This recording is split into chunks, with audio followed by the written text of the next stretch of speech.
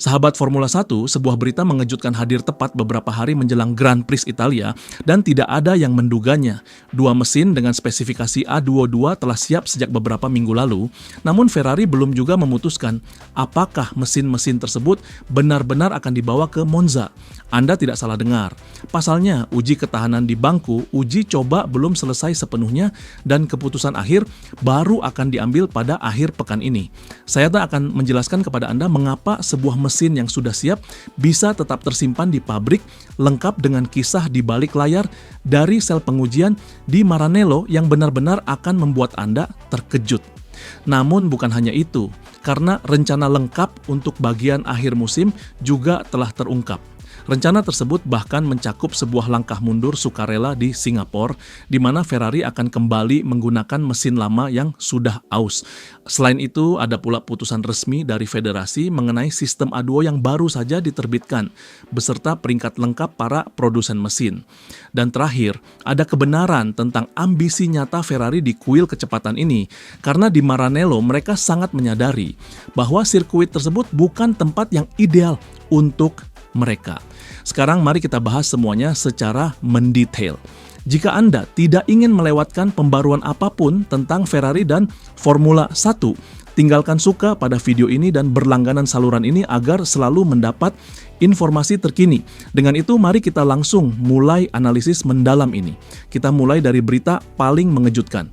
Dua unit tenaga dengan spesifikasi A22 telah siap sejak beberapa minggu lalu, namun keraguan soal debutnya di Grand Prix Italia belum juga terjawab. Keputusan definitif baru akan diambil pada akhir pekan ini ketika akan ada persetujuan atas material yang akan dikirimkan ke Monza.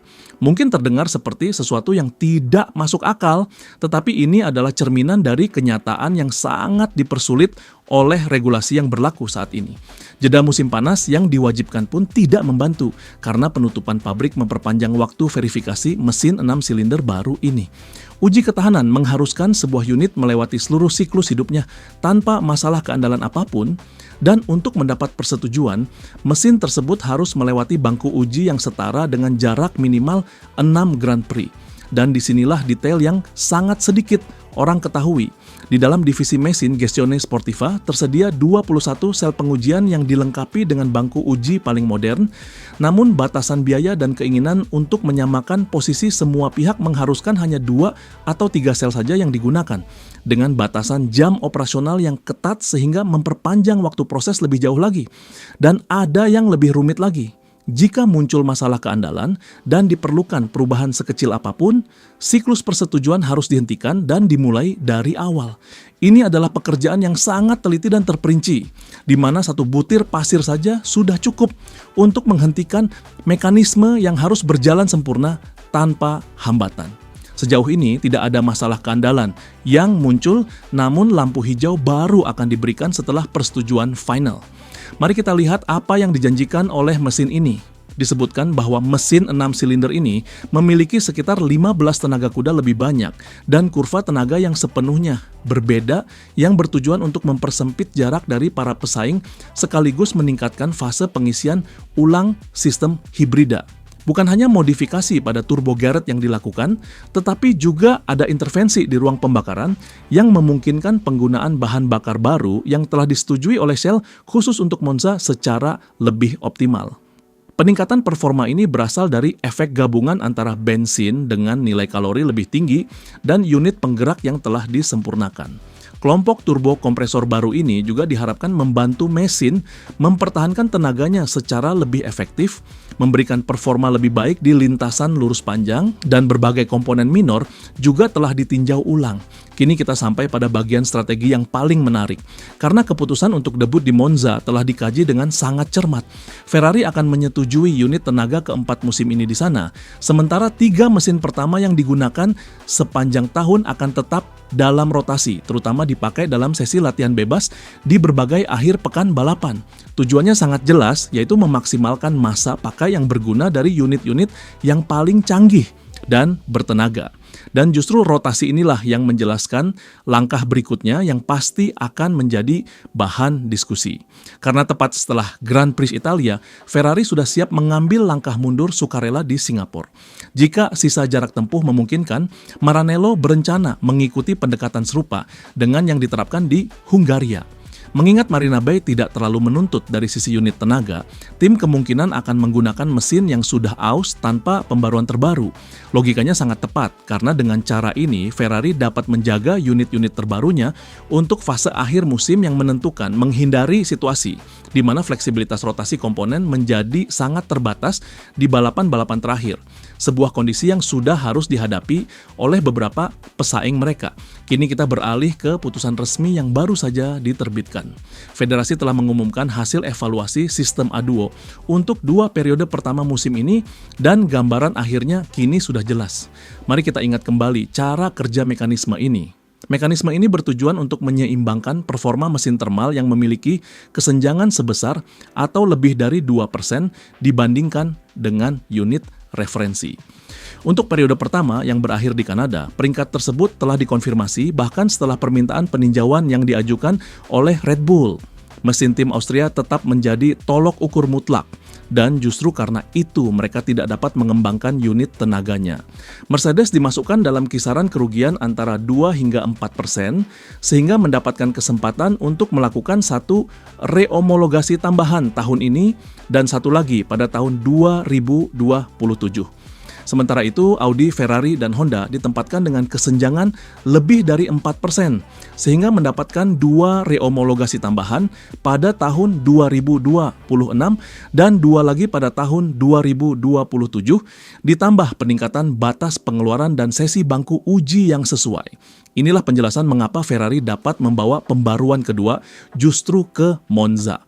Dan untuk jendela pengukuran kedua yang mencakup periode antara Grand Prix Monaco dan Grand Prix Hungaria, tidak ada rehomologasi tambahan yang diberikan kepada produsen manapun. Hasil ini secara efektif membekukan situasi yang ada saat ini. Mengenai metode analisis ini, Nicolas Tombazis selaku Direktur Monoposto Federasi menyampaikan langsung komentarnya. Ia menyatakan bahwa mereka telah melakukan analisis yang mendalam dan menyeluruh dalam proses peninjauan mereka. Dengan diterbitkannya hasil periode kedua, mereka yakin bahwa berdasarkan kualitas data yang ada, analisis tersebut sangat kuat dan memberikan tingkat kepercayaan yang tinggi dalam kesimpulan yang mereka ambil.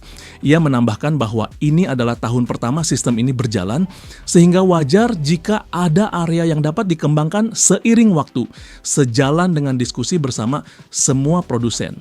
Federasi juga menegaskan kembali bahwa demi melindungi kerahasiaan dan kekayaan intelektual para produsen, tidak akan ada detail lebih lanjut mengenai pengukuran yang dipublikasikan. Adapun periode peninjauan ketiga dan terakhir akan mencakup balapan dari seri ke-12 hingga ke-18, yaitu dari Zandvoort hingga Meksiko. Sekarang mari kita tegaskan soal ambisi nyata Ferrari di Monza. Harus diakui bahwa Scuderia tidak datang ke Monza dengan tujuan untuk menang. Karakteristik kuil kecepatan ini secara teori tidak cocok sama sekali dengan SF26. Harapannya adalah agar Lewis Hamilton dan Charles Leclerc dapat berada sangat dekat dengan para pesaing dalam kualifikasi, di mana para pesaing tersebut tetap menjadi favorit besar di sirkuit Brianza ini, bahkan lebih dari McLaren. Mobil akan disiapkan dalam konfigurasi aerodinamika beban downforce sangat rendah, dengan modifikasi pada bagian bawah mobil dan diffuser yang diperkenalkan di Belanda yang diharapkan bisa memberikan keuntungan. Bahkan dalam sesi debriefing di Zandvoort terungkap bahwa Ferrari mungkin sedikit terlalu banyak beban aerodinamisnya. Potensi untuk bersaing memperebutkan baris pertama sejatinya ada, tetapi kesalahan yang dibuat termasuk dalam pengelolaan energi sepanjang putaran telah menempatkan kedua pembalap lebih jauh dari yang seharusnya mereka capai. Ada juga detail yang membuka skenario menarik. Kimi Antonelli akan start dari posisi minimal ke-20 karena pembalap asal Bologna itu akan mendapat penalti setelah memasang mesin kelima musim ini. Harapannya adalah untuk berada sedekat mungkin dengan para pesaing guna merebut hasil mengejutkan persis seperti yang terjadi di Spanyol bersama Hamilton dan di Inggris bersama Leclerc. Maka jika tujuannya adalah untuk kembali bersaing dalam kejuaraan konstruktor, pelaksanaan akhir pekan kandang ini harus benar-benar sempurna. Namun ada satu keuntungan penting yang dimiliki Ferrari. Karena tidak ada balapan sprint, para pembalap akan memiliki 3 sesi latihan bebas untuk mempersiapkan kualifikasi sebaik mungkin. Grand Prix Italia juga akan menjadi ajang yang menentukan karena alasan lain. Di sirkuit yang bahkan pengisian ulang energi listriknya pun sangat sulit, akhirnya kita akan melihat secara nyata bagaimana hierarki di antara para produsen mesin setelah koreksi yang diberikan oleh sistem pengembangan tambahan. Yang tidak boleh dilupakan terakhir, kedua monoposto akan turun ke lintasan dengan livery perayaan khusus yang didedikasikan untuk Michael Schumacher dan kedatangannya di Maranello.